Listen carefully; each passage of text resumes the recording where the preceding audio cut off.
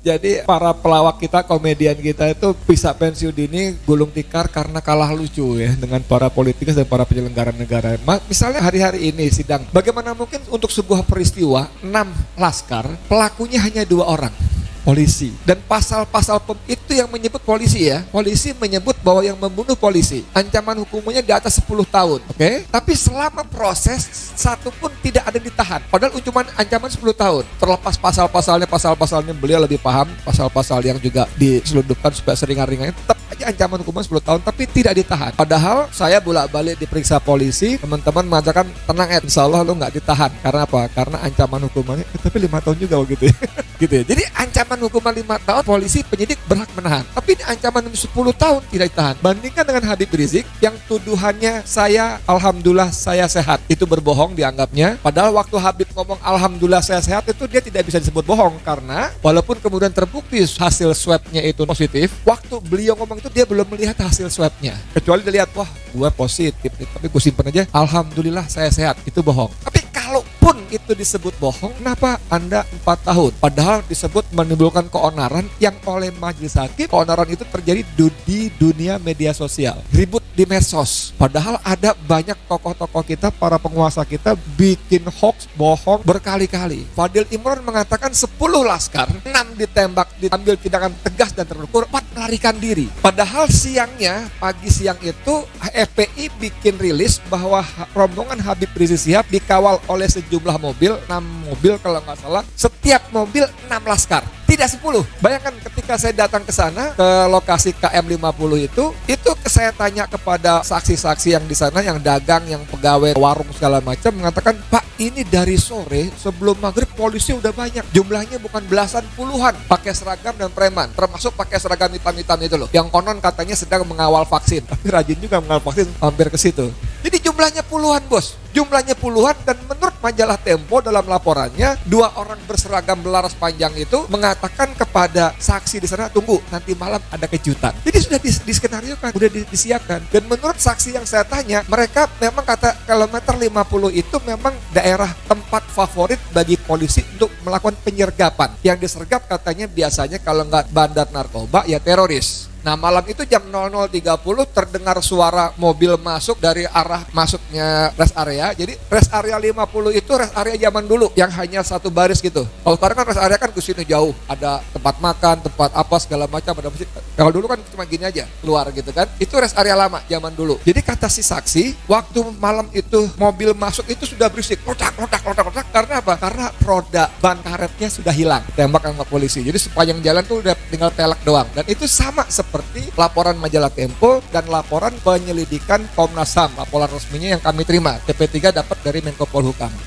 Nah, jumlah 10 orang itu pertanyaannya, kalau satu mobil diisi 10 orang, yang 4 naik di mana? Di atap mobil, di kap mobil, apa di kolong mobil 4 orangnya? Karena nggak muat 6 orang. Kalau 6 mati, 4 kabur lewat mana? Depan belakang itu puluhan polisi. Mohon maaf ya, Fadil Imran ingin mengatakan, woi anak buah gue bego tuh, 4 orang bisa kabur. Kan begitu artinya. Kalaupun bisa kabur, di sebelah kiri, sebelah warung, belakangnya itu semak-semak sawah. Mau kabur kemana? Sebelah kanan itu ada pembatas, ada jalan tol yang padat. Mau kabur kemana? Ini kan Fadil Imran bohong. Tapi apakah Fadil Imran ditangkap, diperiksa, dipenjara 4 tahun atau kali berapa? Kan nggak ada.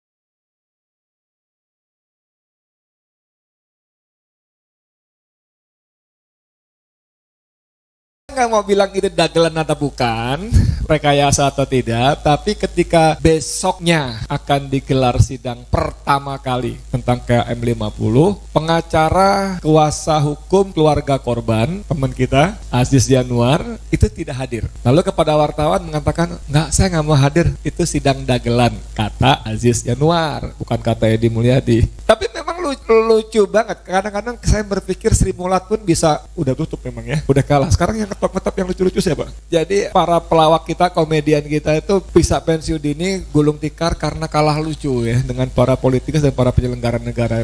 Misalnya hari-hari ini sidang, bagaimana mungkin untuk sebuah peristiwa 6 laskar, pelakunya hanya 2 orang. Polisi. Dan pasal-pasal itu yang menyebut polisi ya. Polisi menyebut bahwa yang membunuh polisi, ancaman hukumannya di atas 10 tahun. Oke? Tapi selama proses, satu pun tidak ada yang ditahan. Padahal ancaman 10 tahun. Terlepas pasal-pasalnya beliau lebih paham. Pasal-pasal yang juga diselundupkan supaya seringan-ringannya, tetap aja ancaman hukuman 10 tahun, tapi tidak ditahan. Padahal saya bolak-balik diperiksa polisi, teman-teman mengatakan, tenang insya Allah lu nggak ditahan. Karena apa? Karena ancaman hukumannya, tapi 5 tahun juga begitu ya. Gitu ya. Jadi ancaman hukuman 5 tahun, polisi penyidik berhak menahan. Tapi ini ancaman 10 tahun tidak ditahan. Bandingkan dengan Habib Rizik yang tuduhannya alhamdulillah saya sehat. Itu berbohong dianggapnya. Padahal waktu Habib ngomong alhamdulillah saya sehat itu dia tidak bisa disebut bohong. Karena walaupun kemudian terbukti hasil swabnya itu positif, waktu beliau ngomong itu dia belum melihat hasil swabnya. Kecuali dia lihat, wah gue positif nih, tapi gue simpen aja, alhamdulillah saya sehat. Itu bohong. Tapi kalaupun itu disebut bohong, kenapa Anda 4 tahun? Padahal disebut menimbulkan keonaran yang oleh majelis hakim, keonaran itu terjadi di dunia media sosial. Ribut di medsos. Padahal ada banyak tokoh-tokoh kita, para penguasa kita bikin hoax, bohong berkali-kali. Kembali ke soal kasus ini, kasus KM 50. Fadil Imron mengatakan 10 laskar, 6 ditembak, diambil tindakan tegas dan terukur, 4 melarikan diri. Padahal pagi siang itu FPI bikin rilis bahwa rombongan Habib Rizik Syihab dikawal oleh sejumlah mobil, 6 mobil kalau nggak salah, setiap mobil 6 laskar. Tidak 10. Bayangkan ketika saya datang ke sana, ke lokasi KM 50 itu saya tanya kepada saksi-saksi yang di sana, yang dagang, yang pegawai warung segala macam, mengatakan, Pak, ini dari sore sebelum maghrib polisi udah banyak. Jumlahnya bukan belasan, puluhan. Pakai seragam dan preman, termasuk pakai seragam hitam-hitam itu loh. Yang konon katanya sedang mengawal vaksin. Tapi rajin juga mengawal vaksin, hampir ke situ. Jadi jumlahnya puluhan, bos. Jumlahnya puluhan, dan menurut majalah Tempo dalam laporannya, 2 orang berseragam belaras panjang itu mengatakan kepada saksi di sana, tunggu, nanti malam ada kejutan. Jadi sudah diskenariokan, sudah disiapkan. Dan menurut saksi yang saya tanya, mereka memang kata kilometer 50 itu memang daerah tempat favorit bagi polisi untuk melakukan penyergapan. Yang disergap katanya biasanya kalau nggak bandar narkoba, ya teroris. Nah malam itu jam 00.30 terdengar suara mobil masuk dari arah masuknya rest area. Jadi rest area 50 itu rest area zaman dulu yang hanya satu baris gitu. Kalau sekarang kan rest area kan ke sini jauh, ada tempat makan, tempat apa segala macam, ada musik. Kalau dulu kan cuma gini aja, keluar gitu kan. Itu rest area lama zaman dulu. Jadi kata si saksi, waktu malam itu mobil masuk itu sudah berisik, lotak. Karena apa? Karena roda ban karetnya sudah hilang, tembak sama polisi. Jadi sepanjang jalan tuh udah tinggal pelek doang. Dan itu sama seperti laporan majalah Tempo dan laporan penyelidikan Komnas HAM, laporan resminya yang kami terima. TP3 dapat dari Menko Polhukam.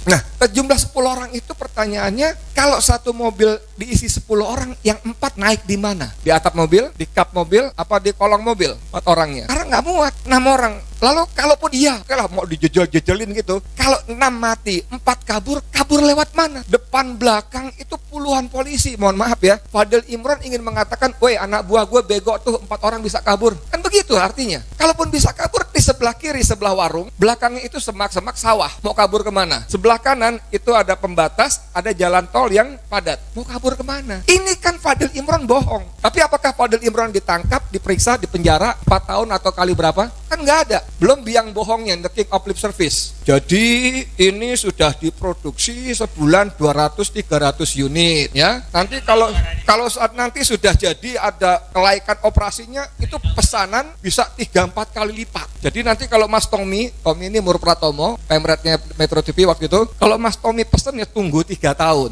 Jadi dia bilang diproduksi 200-300 unit, itu bohong. Jadi nanti kalau saya jadi orang super kaya, saya butuh pegawai, butuh driver, saya bikin lowongan kerja berpengalaman membawa mobil 2 tahun, mobil SMK. nggak ada dapat saya pegawai sopir saya karena nggak ada SMK. Ini bohong. Nanti kalau saya jadi presiden, saya akan stop impor buah, impor daging. Bohong semuanya, nggak diapa-apain tuh. Gitu loh. Jadi kembali ke soal pengadilan tadi, ya ini pengadilan rekayasa. 2 orang pelakunya tidak ditahan. Lalu yang jadi pembelanya polisi, saksi-saksinya sebagian besar polisi. Ini kan hanya memenuhi asas formalitas saja, supaya seolah-olah memenuhi keadilan masyarakat. Ini sudah kita proses, nanti vonis, nanti kalau Ahmad Tozinuddin bunyi lagi, Ahmad lu kurang kerjaan, ini kan udah divonis. Kurang kerja, Edi lu kurang kerjaan. Jadi gitu bos. Jadi kalau ditanya ya persis seperti kata Profesor Suteki, ini SSK, suka-suka kami, suka-suka mereka. Gua mau begini, gue yang kuasa, mau apa lo? Lo ribut mulu, lama-lama gue tangkap lo. Lo bunyi berisik mulu, lama-lama gue tangkap, gue yang kuasa, lo mau apa? Nah kalau Pak Kiai di sini bunyi ya, walaupun tadi saya tahu beliau tadi ya, saya sudah hampir pada sampai kesimpulan, mohon maaf dengan segala hormat, nggak laku. Ayat, hadis, nilai-nilai agama yang kita sampaikan kepada mereka, mohon maaf, tanpa bermaksud mendahului takdir Allah, nggak laku. Mereka nggak peduli bos, nggak peduli. Saya dengan mata kepala saya sendiri, aksi terakhir demo besar sebelum pandemi itu 18 Desember. Saya sebagai wartawan meliput di perapatan Jalan Majapahit yang depan Setnek. Itu ternyata saya juga baru tahu hari itu bahwa saya kira gas air mata itu bisa dilontarkan bukan hanya lewat senjata, tapi ada alatnya kayak peluncurnya, sekaligus banyak gitu loh. Ada, dan itu yang nganter mobil peluncurnya ke depan dekat demonstran, di belakang itu motor-motor trail, 2 orang, satu pegang motor, satu lagi pegang satu dus isinya gas air mata untuk diantar ke sana. Lalu saya dengan mata kemarin, jarak saya hanya dari sini mungkin ke situ 5 meter, 8 meter. Itu komandan lapangan mengatakan dengan mulutnya, hajar, bantai, basmi mereka, bantai, bunuh mereka. Itu begitu bos. Saya waktu itu saya lupa juga. Ya Allah, kalau gue ambil gambarnya enak juga nih. Nggak sempat, saya terkesima. Oh, dari bawah sudah ada instruksi seperti itu. Jadi kalau kita lihat di grup-grup WA, video-video waktu omnibus berapa, Bawaslu digepukin segala macam, itu ya doktrinnya begitu. Walaupun beliau akan mengatakan nggak bisa cuma perintah komandan, saya kan cuma perintah, tapi memang faktanya seperti itu. Gitu. Terima kasih. Assalamualaikum warahmatullahi wabarakatuh.